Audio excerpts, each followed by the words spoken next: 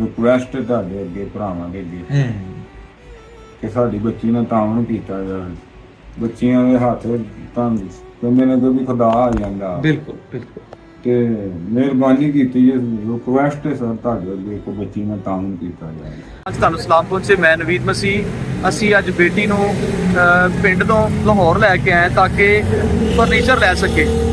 ਮੈਂ ਐਮਰਜੈਂਸੀ ਦਰਖਾਸਤ ਪਾਈ ਸੀ ਕਿ ਇਹ ਬੇਟੀ ਦੀ ਸ਼ਾਦੀ ਹੈ 15 ਤੇ 16 ਤਰੀਕ। ਅੱਜ ਖੁਦਾ ਦਾ ਸ਼ੁਕਰ ਹੈ ਕਿ ਖੁਦਾ ਨੇ ਬੰਦੋਬਸਤ ਕੀਤਾ ਹੈ। ਅਸੀਂ ਇਹਨੂੰ ਫਰਨੀਚਰ ਲੈ ਕੇ ਦਿੱਤਾ ਹੈ ਤੇ ਆਪਣੇ ਘਰ ਲੈ ਕੇ ਜਾਏਗਾ। ਤੁਸੀਂ ਭੈਣਾਂ ਭਰਾਵਾਂ ਨੇ ਸਾਡੀ ਬੱਚੀ ਦੀ ਮਦਦ ਕੀਤੀ ਹੈ। ਬੜੀ ਬੜੀ ਮਿਹਰਬਾਨੀ ਤੁਹਾਡੀ। ਖੁਦਾ ਤੁਹਾਡੀ ਹਜ਼ਾਤੀ ਕਰੇ। ਇੱਕ ਦੁਆ ਕਰਨੀ ਹੈ ਕਿ ਖੁਦਾ ਕਰੇ। ਆਮੀਨ। ਖੁਦਾ ਬਾਪ ਤੁਹਾਨੂੰ ਹੋਰ ਦੇਵੇ। ਭੈਣਾਂ ਭਰਾਵਾਂ ਨੂੰ ਸਾਡੀ ਹੋਰ ਆਸਾਨ ਕੀਤੀ। ਆਮੀਨ। ਬਸ ਇਹ ਖੁਦਾ ਨੇ ਕੀਤੀ ਹੈ। ਤੁਹਾਡੇ ਦੇ ਸਾਨ ਨਹੀਂ ਹੋਇਆ ਕੋਈ ਕੀ ਤੱਕ ਤੁਹਾਡੇ ਦੇ ਸਾਨ ਤੁਹਾਡੇ ਦੇ ਸਭ ਕੁਝ ਖੁਦਾ ਕਰਨਾ ਨੂੰ ਫਿਰ ਦੇਖੇ ਕਿਸੇ ਕੋਲੋਂ ਵੀ ਨਹੀਂ ਮੰਗਦਾ।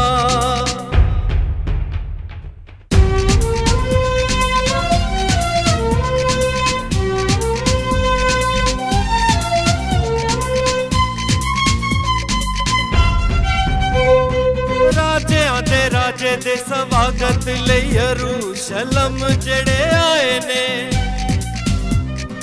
ਰਾਜਿਆਂ ਦੇ ਰਾਜੇ ਦੇ ਸਵਾਗਤ ਲਈ ਯਰੂਸ਼ਲਮ ਜਿਹੜੇ ਆਏ ਨੇ। ਕਾਲੀਆਂ ਵਿਛਾਈਆਂ ਪੇੜਾਂ ਦੀਆਂ ਰਾਵਾਂ ਵਿੱਚ ਕਈਆਂ ਕੱਪੜੇ ਵਿਛਾਏ ਨੇ।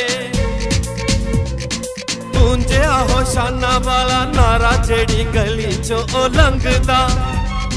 ਗੂੰਜਿਆ ਹੋਸ਼ਾਨਾ ਵਾਲਾ ਨਾਰਾ ਜਿਹੜੀ ਗਲੀ ਚੋਂ ਉਹ ਲੰਘਦਾ। ਮਾੜਾ ਭਾਵੇਂ ਚੰਗਾ ਆਵੇ ਮੁਫਤ ਖਜ਼ਾਨੇ ਯਿਸੂ ਵੰਡਦਾ। ਉਹ ਰਾਜਿਆਂ ਦਾ ਰਾਜਾ ਏ ਉਹਦਾ ਤਖਤ ਲਗਾਏ ਹਰ ਵੇਲੇ। ਐਵੇਂ ਸਭਨਾਂ ਨੂੰ ਫਿਰ ਦੇਖੇ ਕਿਸੇ ਕੋਲੋਂ ਵੀ ਨਹੀਂ ਮੰਗਦਾ।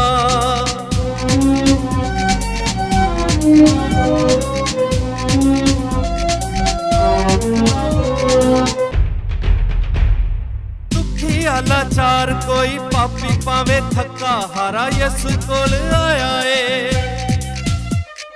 ਦੁਖੀਆ ਲਾਚਾਰ ਕੋਈ ਪਾਪੀ ਭਾਵੇਂ ਥੱਕਾ ਹਾਰਾ ਯਿਸੂ ਕੋਲ ਆਇਆ ਏ।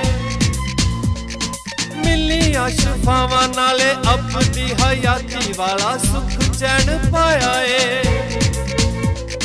ਫਤਹ ਦਾ ਲਿਬਾਸ ਦਵੇ ਲੜਨ ਸ਼ੈਤਾਨ ਨਾਲ ਜੰਗ ਦਾ। ਫਤਹ ਦਾ ਲਿਬਾਸ ਦਵੇ ਲੜਨ ਸ਼ੈਤਾਨ ਨਾਲ ਜੰਗ ਦਾ। ਮਾੜਾ ਭਾਵੇਂ ਚੰਗਾ ਆਵੇ ਮੁਫਤ ਖਜ਼ਾਨੇ ਯਿਸੂ ਵੰਡਦਾ। ਉਹ ਰਾਜਿਆਂ ਦਾ ਰਾਜਾ ਏ ਉਹਦਾ ਤਖਤ ਲਗਾਏ ਹਰ ਵੇਲੇ।